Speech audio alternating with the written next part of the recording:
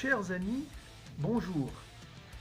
Alors j'ai décidé de faire une petite vidéo pour vous parler du dernier album de Metallica, Hardwired to Self-Destruct, et vous dire ce que j'en pense.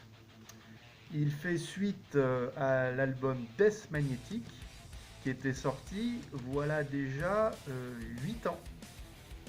Alors je tiens à préciser que je suis Metallica depuis leur tout premier album Kill 'Em All, sorti en 1983 et qui avait été élu album de l'année par le magazine Enfer Magazine pour ceux qui s'en souviennent.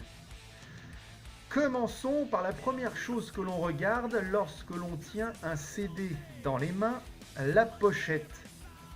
Et là, on peut dire que ça commence plutôt mal, tellement cette pochette est hideuse.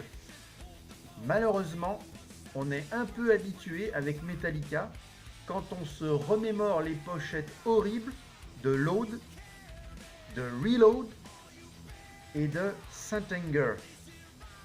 Et là j'enrage parce que sortir une telle pochette, ça ne donne clairement pas envie d'acheter l'album.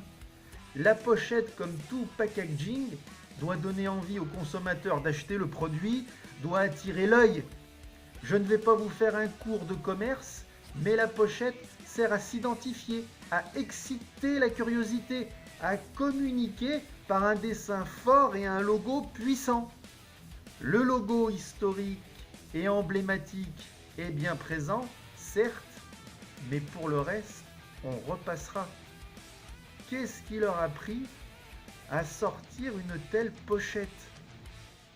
Bref, quand vous voyez ce genre de pochette, ça donne envie. Alors que quand vous voyez ça, ça donne franchement pas envie. Envie. Pas envie. Envie. Pas envie. Cette pochette horrible n'augure donc rien de très bon. Et pourtant, ça commence plutôt pas mal avec le premier titre, Hardwired, titre direct, court, 3 minutes, c'est assez rare pour le préciser, et qui va droit à l'essentiel. Ça continue même très bien avec Atlas Rise, le riff principal nous ramène au milieu des années 80, la grande époque de Metallica, une partie instrumentale au milieu du morceau qui est la marque du groupe, des harmonies à la guitare, bref, on se dit qu'on tient là un album qui va nous faire secouer le popotin. Et hélas, 1000 fois hélas, le soufflet retombe vite. Le morceau suivant n'apporte rien et je me prends à trouver le temps long au fur et à mesure de l'écoute des 6 morceaux du CD numéro 1. Une suite de riffs sans saveur, accrochés les uns aux autres sans cohérence, qui ne procurent aucune surprise et encore moins d'enthousiasme. C'est comme si Juppé et Hollande faisaient du Metallica. C'est mou, c'est mollasson, c'est consensuel, c'est flasque. Bref, on s'ennuie grave. Je me dis que le CD numéro 2 va rectifier le tir et je prie pour qu'au moins la moitié des morceaux soient potables. Raté. Je me traîne comme une âme en peine tout au long des 6 morceaux qui proposent un mid-tempo sans aucune inspiration. Même le dernier titre, au rythme plus rapide, ne parvient pas à me sortir de ma léthargie.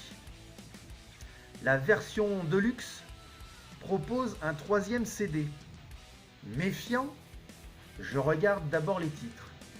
Un titre de Metallica, Lords of Summer, des reprises de Maiden et Deep Purple, et un medley de Ronnie James Dio, et des titres live issus principalement des 2 premiers albums.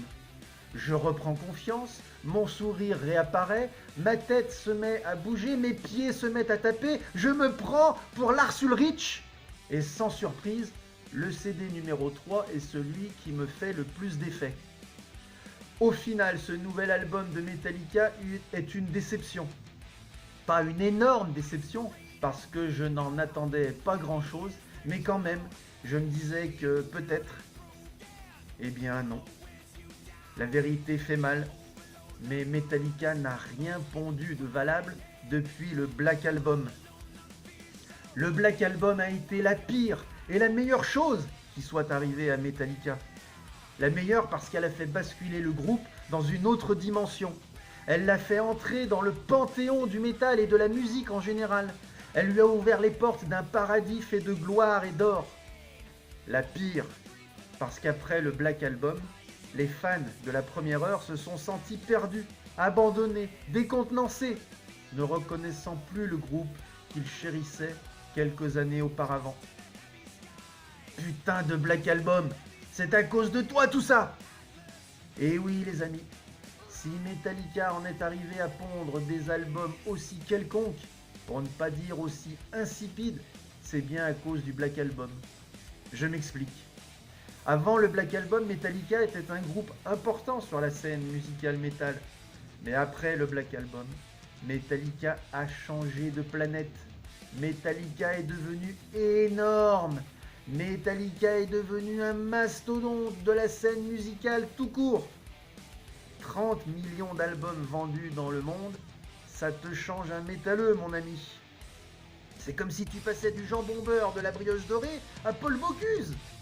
Et on s'en est rapidement rendu compte, puisqu'avec les deux albums qui ont suivi le Black Album, le piètre duo Load et Reload, on a tout de suite compris que plus rien ne serait jamais comme avant. Changement de logo, changement de look, changement de style. Et les albums qui ont suivi n'ont fait que confirmer ce sentiment. Alors chers amis, je pose la question, faut-il rester underground, ou du moins en marge d'une telle notoriété, pour garder une honnêteté musicale, ou bien est-ce la logique de l'évolution de musiciens qui ont vieilli, qui sont devenus multimillionnaires et qui ont perdu la rebel attitude? Pour conclure, comme disait Metallica dans un des rares titres pas trop mauvais de l'album Reload, The Memory Remains.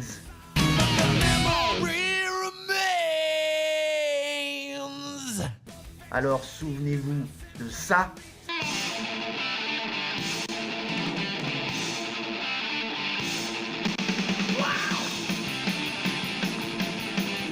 Et oubliez ça.